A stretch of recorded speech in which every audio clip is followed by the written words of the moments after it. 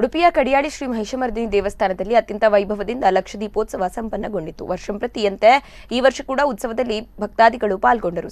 ಸಾವಿರ ದೀಪ ಬೆಳಗಿ ದೇವರಲ್ಲಿ ಪ್ರಾರ್ಥಿಸಿದರು.